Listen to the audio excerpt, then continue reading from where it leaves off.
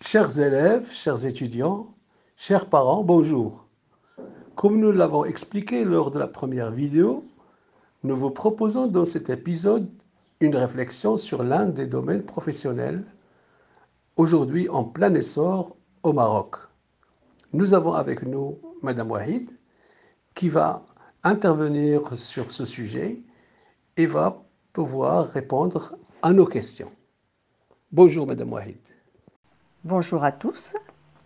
Avant de répondre à votre question, nous aimerions bien faire ensemble une introspection, une réflexion endogène nous permettant de mieux cerner la confiance en soi. La confiance en soi est une préoccupation tellement importante dans notre existence qu'elle ne peut se résumer dans une seule approche. C'est un aspect de personnalité qui s'observe dans l'authenticité de la vie quotidienne. On la regarde venir au monde et grandir, on la voit adopter son élan et suivre ses rythmes, ses déportements et ses échecs, avant de la remarquer trouver son équilibre et s'élancer. La confiance est la capacité enfantine d'aller vers ce qu'on ne connaît pas comme si on le reconnaissait, écrit merveilleusement Christian Bobin. Jeunes, nous avons déjà la conscience du danger et des risques que nous n'avions pas encore à leur enfant. Je vais vous citer l'exemple d'un enfant qui veut apprendre à faire du vélo. Il monte son vélo à 2 roues et s'élance dans le parc. Son père court à côté de lui, mettant la main sur son dos et l'autre sur la selle. L'enfant, pied sur pédale, roule de plus en plus vite, accroché à son guidon. Son père, lui, n'arrête pas de l'encourager en criant « Allez, pédale, il ne faut pas s'arrêter, regarde devant toi. »« Très bien, excellent. » Le père lâche la selle, l'enfant prend de la vitesse. Il est en équilibre, fait son chemin sans l'aide de son père. Lorsqu'il s'en aperçoit, il crie de joie et fonce de plus belle. Il se sent libre, léger, il a confiance. Mais en quoi au juste, madame, il a confiance? Ses capacités? En son père? Ou en ce moment de bonheur?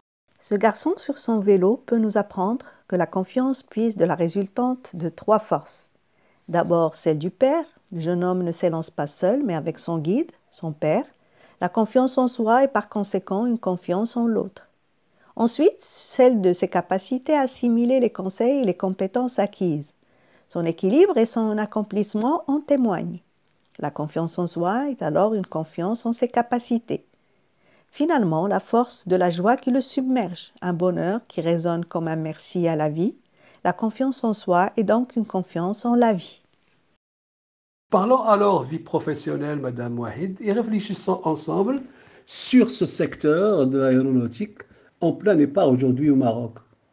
Alors la première question qui se pose, c'est en quoi consiste l'activité?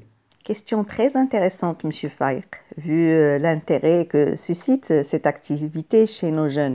Cette activité se définit comme toute opération technique œuvrant à la conception, la fabrication, l'entretien et la commercialisation des avions, hélicoptères, civils ou militaires, missiles et satellites.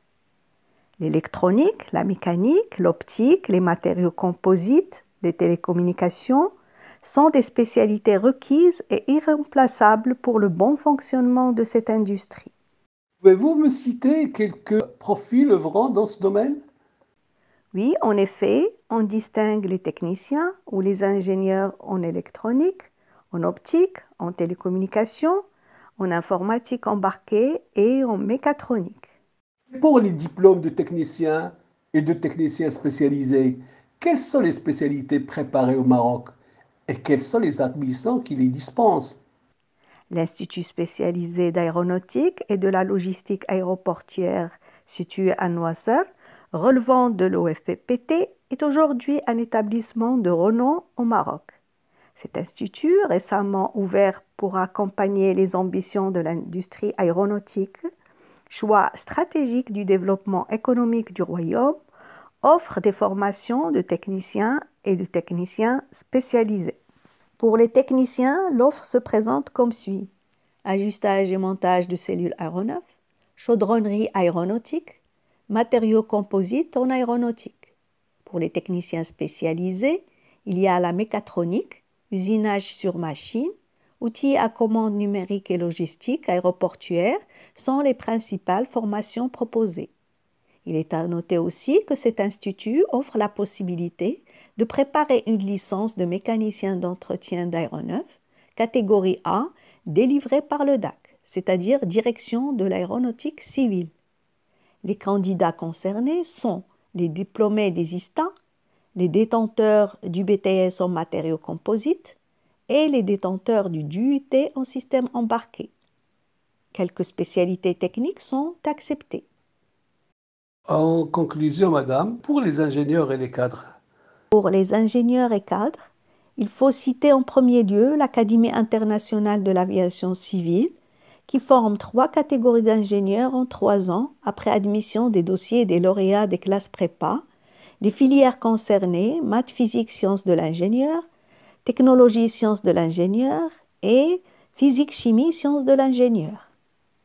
L'ENSA de Berchid aussi offre en 5 ans après le bac une formation d'ingénieur en aéronautique.